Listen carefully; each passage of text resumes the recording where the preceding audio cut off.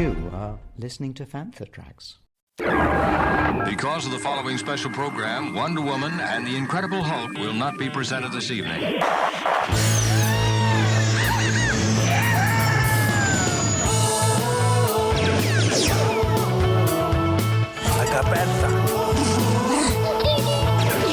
It's time to get all your Star Wars news in a single file. That doesn't sound too hard. Boom! This is Making Tracks. This is the way. Here are your hosts, Mark Newbold and Mark Mulcaster. I know these people. They are brutal. Does this look Jedi to you? That's not how the Force works. They'll never see it coming. Count me in. Season's greetings and all that jazz. Welcome to episode 243 of Making Tracks, brought to you by those fine folk over at Fantha Tracks. And joining me, as always, in fact, he's joined me for a whole year, in fact, for previous years as well. It's a man who, he's got a list and he's checking it twice and he's going to work out whether I've been naughty or nice. It's Mr. Mark Newbold. Mark, how you doing, buddy? Very good, yeah. We're racing up, as you say, towards Christmas and trying to get all the last little bits done. Getting Fantha ready for the Christmas period, because obviously we're not mega busy with posting and mega busy with pods, but there's still stuff coming out. Other than that, yeah, pretty much everything's in hand. How about yourself? I'm just looking around the collection room where all the stuff I brought from Disney is still here, plus there's Christmas presents that I've brought for other people, and it's just been a complete dumping ground this last week, so I need to try and get on top of things because I want to try and swap a load of stuff around. And I wanted to do it today, but that hasn't happened. Well, that sounds good. And on the subject of today's record, no news today. It's a Q&A episode. We've had loads of questions sent in from a good chunk of people. Do you want to take the first question? Read the first question and let's see where we go. Let's see where we go. Right, so this is from Jason Brown. Next year, it's going to be hugely important for Lucasfilm and Star Wars. With Mandalorian and Grogu landing in 2026 and Starfighter in 2027, are these new Star Wars films relevant to a wider audience or just to existing fans?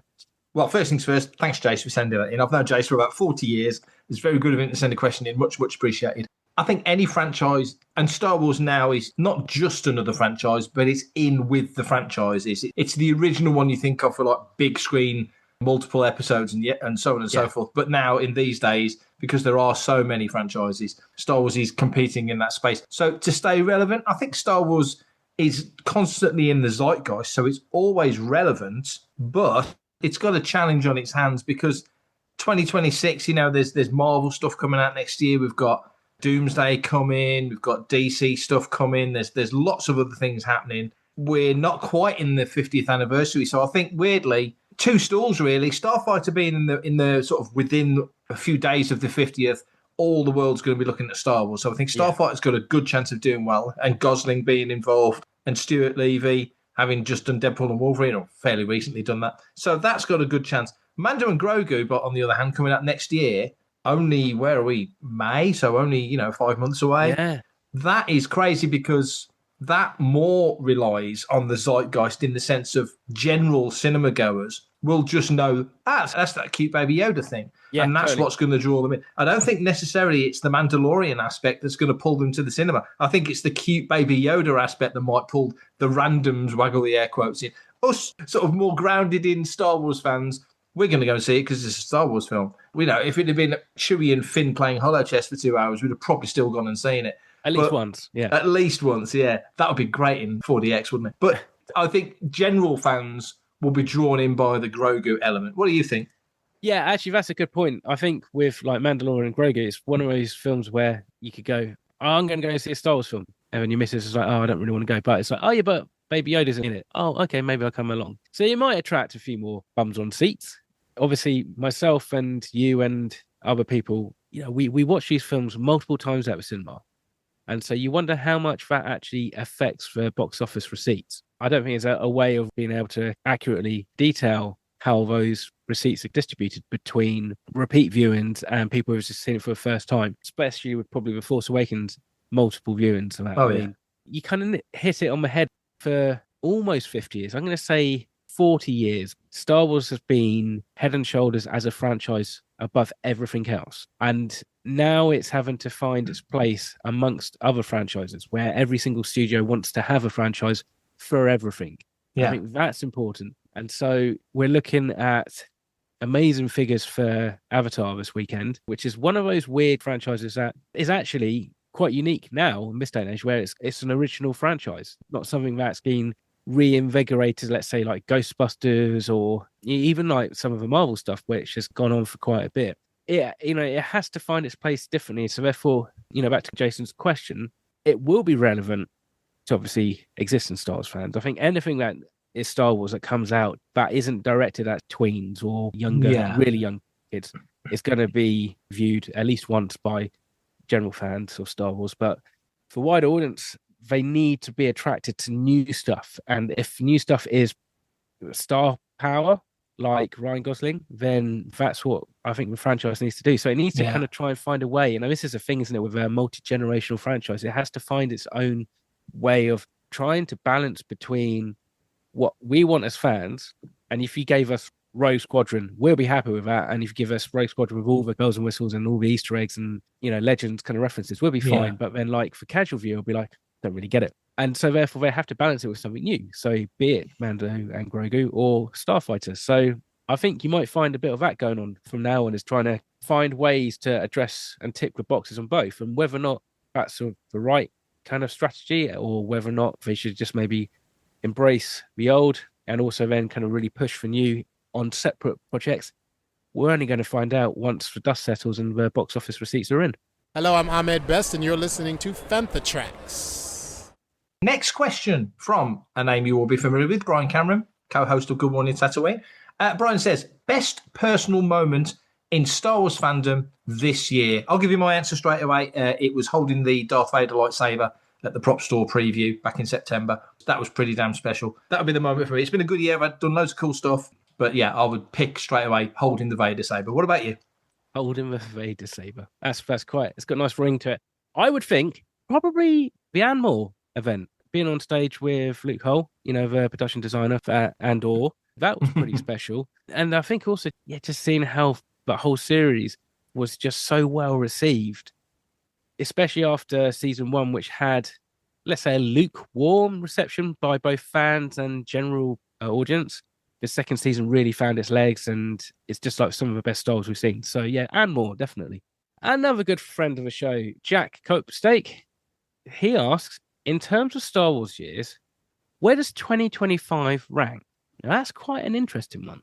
That is a good question, isn't it? I don't know whether I could pick a specific year to rank above all others, especially, doing what we do in fandom like this, and you do with fandom in terms of costuming and all the other bits and bobs we do external to Fantha. But I would definitely say that 2025 has been a pretty solid year, and it's been exciting in the sense that we're heading into 26 and we're back in the film era. Yeah, 27's the 50th, and that's a film year. So we know we've got some really interesting, busy, all things being equal, if we're good boys, and then we might have a premiere ahead of us, and we might have other stuff like that coming up. So there's interesting things. There's a celebration in 27 as well. So we've got good things on the horizon, but I think 25 has been a solid year. I wouldn't say it's been a remarkable year, but it is the year, and you've just referred to it, of Andor 2.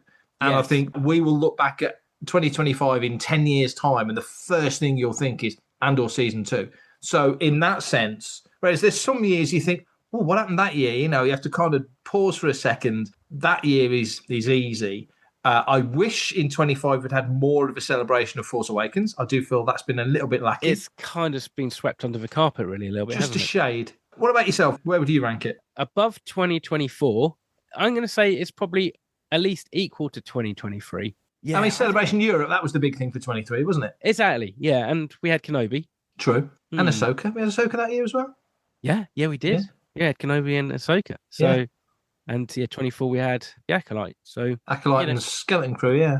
Yeah, so you think about it, actually, we've been pretty lucky with content. That's actually a really tough question, Jack, when you think about it, because so much happened. And like you said, it depends on how you look at it personally or as a fandom as a whole. But yeah, I think you are right. I will kind of go back to what you're saying.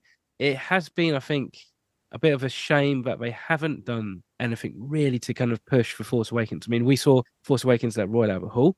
Yep. In concert, but that I don't really think was necessarily to mark the 10th anniversary as such, but that's what I kind of held it as. And it, and I suppose that's the thing, isn't it? It's like the anniversary it's only been like 5 days ago. So, it's that difficult time of year to kind of start adding in extra kind of holiday dates and big things because it's such a busy calendar for most people anyway. All I can hope is that when the 10th anniversary of The Last Jedi rolls around, that there's some big freaking whoop-de-doo to celebrate with that. Next question from Richard Hutchinson. And Richard asks, and this is a really good question, how important is the handling of the Football World Cup to international plans for Star Wars Celebration in 2027? So we're hearing all sorts of news about Estes and entering the US, how difficult it might be, how expensive it could be. The price of the tickets for the World Cup is one particular thing. But I think Richard's sort of asking, how important is how America, and that's a big bracket, but how important is it that they handle this World Cup coming up for international fans in relation to Celebration coming to LA in 2027? What do you think? That's a good question. It's funny. I'm sure you've probably had the same. There is definitely, when you talk to people about going to Celebration in 2027, there's definitely an anxiety about that. There's anxiety from some people who are like, oh Christ, I'm going to have to go and clear my social media accounts and stuff and try and kind of try and remember what I've shared over the years, which is kind of like a bit crazy. In a world of free speech, it's not something you normally have to think about, is it? I know, right? So it might just end up maybe putting some talent off from traveling overseas, which would be a shame because you think about it, 50th anniversary of Star Wars, you kind of want to try and get as many of the OT and A New Hope faces and personality there as possible. And that might actually put people off, which therefore means that you're going to be heavily reliant on talent in the US. That's a great point, because I was only thinking of that question from the point of view of people like us as fans and visitors and such. But you're right, there's a lot of actors and performers and crew who not only have been quite vocal in their opposition to what's going on over there, which, all things being equal, we should be allowed to voice our concerns and say what we think. But we're in a world where you suddenly can't if you want free travel and be able to go to places like the States. So it is a concern. But you're right, there'll be certain actors who are thinking that, not only the fans. I think the World Cup, it's a great question from Richard. I think the World Cup is definitely, one to watch because the whole world, weirdly apart from most of America, will be watching it. So there's that. But it'll be interesting when you hear the stories of people coming back going, they were dicks at customs, or they were hard work in the airport, or everything cost twice what it used to, because America has always been known for being cheap or very reasonable for food and for things like that. All of a sudden, I've noticed the last few times I haven't been this year. It's the first time in about 10 years I've not been to the States. Just didn't quite shake out because of Japan and all the other stuff. Sure. But this year, I've heard people saying, there's no difference in the cost of food now. There's no difference in the cost of a lot of things. So it's much more expensive to be there now than it used to be. But it'll be very interesting to see people's experiences from travelling over. I saw an article online the other day saying, for some US residents, it's cheaper to fly to Japan and stay there than it is to fly to Florida and stay at like a Disneyland resort. Kind of a bit crazy when you think about it. The kind of thing you need to kind of slightly consider a little bit. And also, I guess that's when you just go, well, it is probably the only time it's going to happen. There's only going to be 150th anniversary of Star Wars, and you think about the people who might be there will probably not be at many others, if any, in the future. And so you kind of go, well, how much of a price do you put on, say, like a memory? So another question from Mr. Brian Cameron. With no Star Wars show and no Star Wars Insider in 2026, how does Star Wars PR connect with day-to-day fans when it doesn't have a clear regular mouthpiece? What would you do to fix a PR gap, as the focus seems to be on acquiring new fans with no real investment in the fans that they have? So this is basically, fan retention. Well, I've got some skin in the game on that one, obviously, with Insider finishing. And it's a great question. Brian's mentioned it on Good Morning Tatooine that by middle of April, there'll be no Star Wars Insider anymore. There is no The Star Wars Show. There's no This Week in Star Wars. So all the little things that you think back 6 or 7 years that Lucasfilm and Star Wars particularly had the option to let fans know what was going on via Andy and Anthony doing the Star Wars show and Kristen doing This Week in Star Wars or whatever it might be, has kind of gone. Insider, obviously being a print magazine, was always a few steps behind what was literally happening, breaking news. It was never a breaking news magazine anyway. So that's a great question. I don't know. I'd like to think that there will be some kind of TV or internet show, maybe not TV show, but internet show that they can get started or bring back or do something with, because as sometimes cheesy, and I'm sure that's why they called them Asteroid cheesy, as sometimes as cheesy as the Star Wars show could be, it was fun. It was goofy. We did talk about it, and you knew what was happening. So it had great value in that sense, which they've kind of let go by the by. So I don't know. I don't see there being another Insider. I can't see it moving from Titan to another publisher. I think because it's print magazine now, I think that's done. I think there's room for another iteration of StarWars.com. I do think there's room for deep dive articles, a bit more investigative kind of stuff. May I say this as somebody who used to write for StarWars.com 10, 15 years ago, there was stuff like that back then where you go out into the weeds a little bit, and that doesn't really happen now. So I think there's room for that. And if they called that Star Wars Insider as an online thing, like Fantha Tracks was kind of part of Insider for a while, then there's opportunities there. I don't know what they're doing, but I think to keep the Lucasfilm connection to the fan base, I think that's important. And as Brian says, they seem to be more focused on acquiring new fans rather than keeping the fans they've got. Well, surely, as we said, one of the things when Lucasfilm was bought by Disney was they weren't just buying Star Wars, they weren't just buying Indy, they weren't just buying all the IP, they weren't just getting ILM. They were buying a freaking huge invested fan base. Yeah. And I think if they look back, they might just see that at certain junctures, they've allowed some of that fan base to slip away, because it is a legacy brand. It is a nostalgia brand. It goes back to Jason's question about, are people going to be interested in Starfighter and Mando and Grogu? If you slap Star Wars in front of it, it's just going to evoke childhood memories. It is a nostalgia brand as well as being a relevant brand. So they can get it from all angles. What do you think? Yeah, I suppose a part of it is that in this day and age, speaking on a podcast about this, is it just kind of almost easier and cheaper to let the influencers do the speaking and do the promotion and get kind of a slightly wider reach and maybe targeted PR in that respect? You think about some of these channels who have millions of views, and when you go to some of these product reveals, it's not just Star Wars news sites like Fantha Tracks or Jedi News, Star Wars Sessions, those guys are there, but it's also the Disney influencers. People tend to trust their influencers more than they trust a put together show like that. Now, or an invested fan like us who's going to like it. Yeah, exactly. Who sat there in all the Lucasfilm crew merch and stuff. There you go, he says, showing his Ahsoka 2 hoodie, the Git. To Brian's point, there is a need to make sure that there is an official channel for output for Lucasfilm. I mean, it's difficult, obviously, with how Disney operates. They like to keep everything under wraps. They close everything down. They leak out specific stuff to the trades. Exactly. Deadline, Variety, Hollywood Reporter. Yeah. Exactly. Yeah. What they want to get out. And again, it's that thing of like a show like This Week in Star Wars, if it's on a Thursday and the news is broken on Monday, but actually, unless they can do a new angle on it and have some kind of editorial spin on it, it's old news. But at the same time, it's quite nice to have a catch-all because, the world moves at such a fast pace these days. It's very easy to miss an announcement, or also to kind of have that presence of people like Andy and Anthony walking around Skywalker Ranch. It kind of feels like you're a little bit more in touch with what's going on. And as it's going on as well. For everything in one location, daily news, reviews, interviews, podcasts, video, and social media feeds, bookmark FanthaTracks.com for Star Wars news 24/7, 365.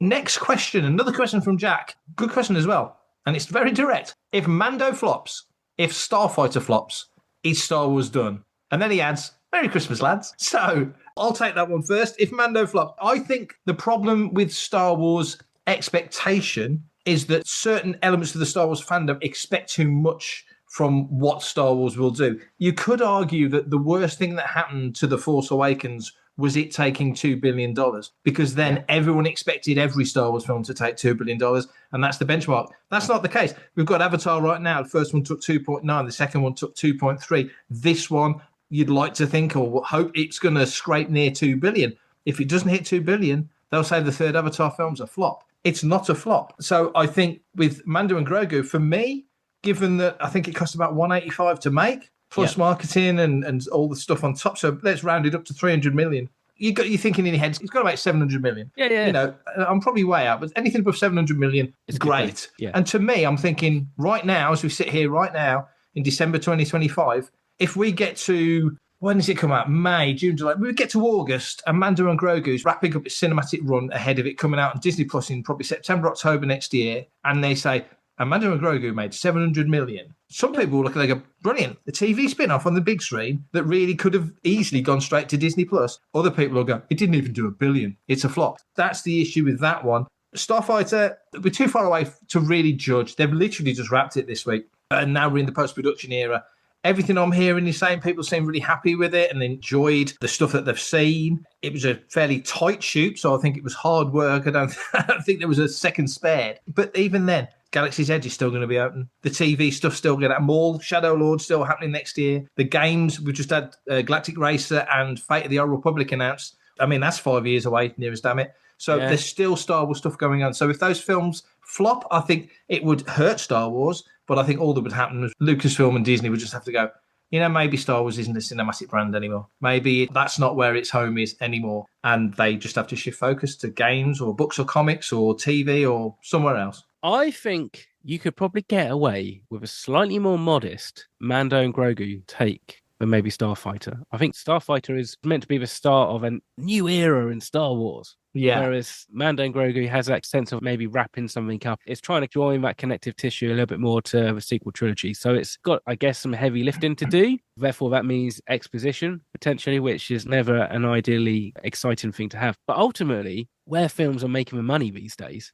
is in China. That's where the problem is that if Star Wars isn't really appealing to the Chinese market, financially, I don't think you're ever going to really get beyond $1 billion these days. People forget how big a market that is. The other thing is, are we talking financial flop or are we talking critical acclaim versus being panned? Jack doesn't clarify which I think he means financial, but yeah, you're right. Probably. It could crunch either way. Yeah, and to be fair to Jack's point, the franchise really is beholden to the shareholders. So if they're not seeing the financial returns, then they're not going to put the money and investment into future projects. So therefore, at that point, we are in trouble. But at the same time, if, say, Starfighter actually is critically very successful, does pretty good at the box office, so obviously makes his money back and then some, and then walks away with, I don't know, some Academy Awards or some Emmys or something like that, well, that is successful. It's a different kind of success. So it's kind of like, how do you measure that success?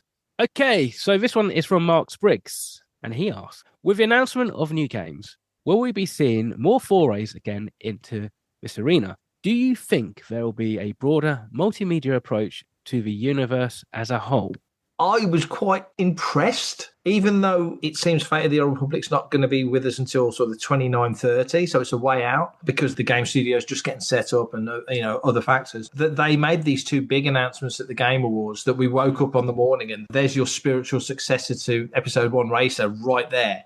Galactic Racer, which looks amazing, that brilliant Sebulba reveal at the end, which was great. And it's a two-way street with me personally because I'm not, as you know, I'm not much of a gamer. We did talk about these games on the last episode. Yeah. But my point is that I'm not much of a gamer, but I do get excited, enjoy, love watching and seeing all the stuff that comes out of the back of these releases, even though I don't play them that much. And that's on me. I'm a Star Wars fan. I'm interested in more elements of a game, for example, than simply playing it, which sounds nuts because the whole point of a game is to play it. But there's peripheral stuff in and around it. So I'm excited by that. To Mark's point, I'd like to think that there will be more multimedia stuff because I think, like you just said, with Starfighter moving into this next era and talk of the Rey film and Boyega's kind of making it known that he wouldn't mind coming back and Oscar Isaac's, well, if the story's good enough, I'll come back. These are your big three of that era. Adam Driver's just had a Star Wars project taken right to the front door of Disney, only for it to be closed in his face, I'm sure, perfectly politely. But, he's somebody that they could get back involved. So everyone's there, and Daisy's talking about it a lot this week. Everyone's ready to do it, and this is the new era. So if they are prepared to support this new era, or canon as well, with games, with books and comics, not lock off an era like Mandoverse is locked off to anyone other than Favreau and Filoni, which blows my mind, to be perfectly honest. I don't get that they've been allowed that kind of control over the era. There's a lot of trusted hands at Lucasfilm in and around in terms of writers and comic writers, Marvel and Dark Horse, that could tell stories without stepping on anything, and they've not allowed it. I don't get that. Hopefully that won't happen again. But beyond that, get into an era, and yes, multimedia, that's the way it's going with AI, with all the other aspects of technology. It feels like that's the way to go. So long answer. And I'm the guy that said, let's keep these brief. Yes, what do you think?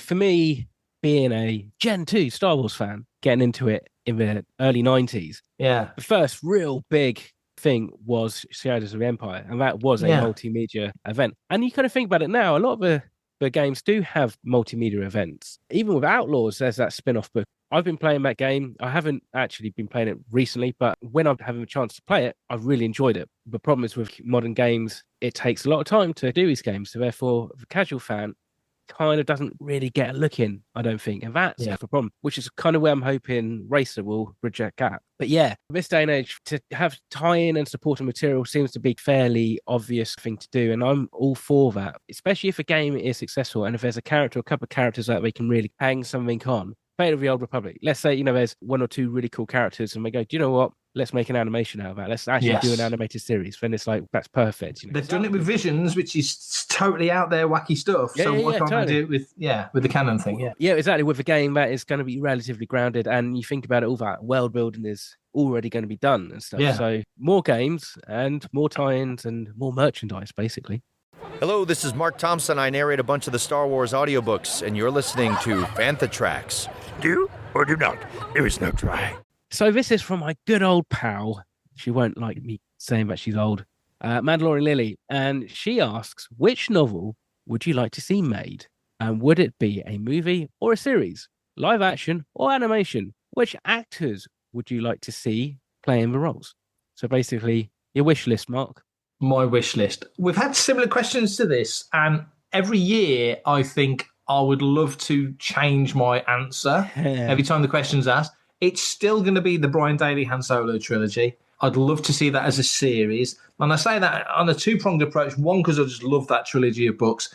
And if they wanted to and it was successful, they could move on to the AC Crispin. And I know they're not canonical books anymore. I get that.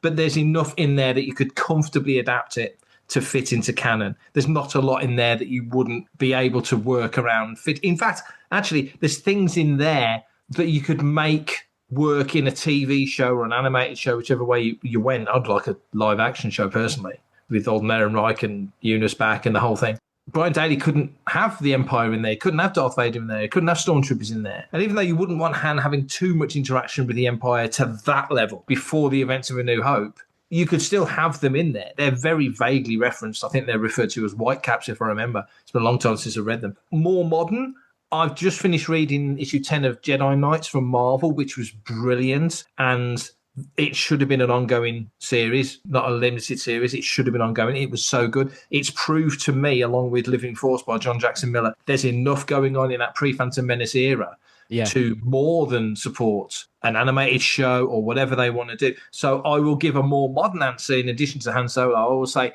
I'd like to see the Living Force turned into something, because all of your classic Phantom Menace, Jedi Order, all in there, everyone. And to do it animated, you can bring back some great voice actors from the Clone Wars era. There's opportunities to do some really interesting stuff. Liam Neeson can come back and voice Qui-Gon if he wants to. There's things you can do with it, I think, that would make that really interesting. And I just think Living Force, along with Jedi Knights, has proved that there's plenty you could do and plenty of stories you could tell in that era. What about you, Mark? What would be nice, just because I'm a lazy old git, there's not even audiobooks of the Brian Daley Han Solo trilogy on Audible. That in itself, I think, is begging to be done. Let's get Mark Thompson on the case. Let's do a GoFundMe or something. And see if we can get enough money to I wonder how much it'd cost to... Oh, that's a great idea. I saw this question come in and I did think about this the other day, and I would really like stuff like the Essential Legends collection, but not just, the books. I'm talking about like Dark Empire. Not what the Essential Legends collection basically is, which is just a reprint of everything from the Legends, but an actual curated 12-part series with maybe 3 or 4 episode arcs that cover 3 or 4 different stories. That's interesting.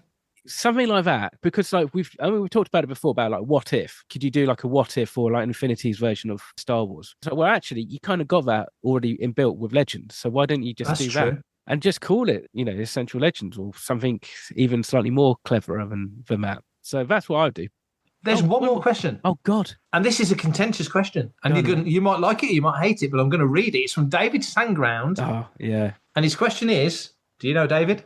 I know David, he's a Rebel Legion member, and this is a very typical question from David. I can well imagine. His question, which Mark would win in a fight? Well, I'll give you the straightforward, easy, obvious answer to that one.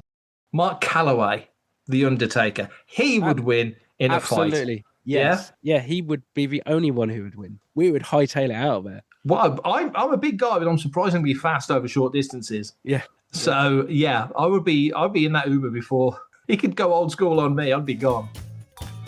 I think that answers that one. So thank you very much to everybody who has sent in a question. They are most appreciated.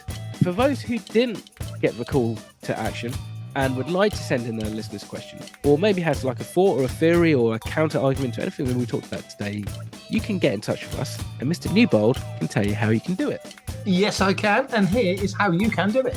Email radio@fanthatracks.com. Head to links.fanthatracks.com for links to our social media feeds, Fantha Tracks TV and Fantha Tracks Radio. Thanks to James Semple for the Fantha Tracks intro, Blues Harvest for our Making Tracks opening music, and Mark Daniel and Vanessa Marshall for our voiceovers. New episodes drop Tuesdays and Fridays at 7 o'clock UK time. Our weekly news show, Good Morning Tatooine, goes live Sundays at 9 o'clock UK time on Facebook and YouTube. And remember, Fantha Tracks is absolutely free, so it costs nothing to stay updated on all the latest Star Wars news. And that's me done for this episode. I don't think there's much more for me to say other than remember everything on Fantha Tracks, be it Good Morning Tatooine, all the podcasts, all the articles, absolutely free, all for the love of the Force. That's our Christmas present to you. So until next time, hope you have a fantastic Star Wars Christmas, and as always, stay safe, take care, and may the Force be with you. Coming up next on Fantha Tracks Radio, it's Collecting Tracks.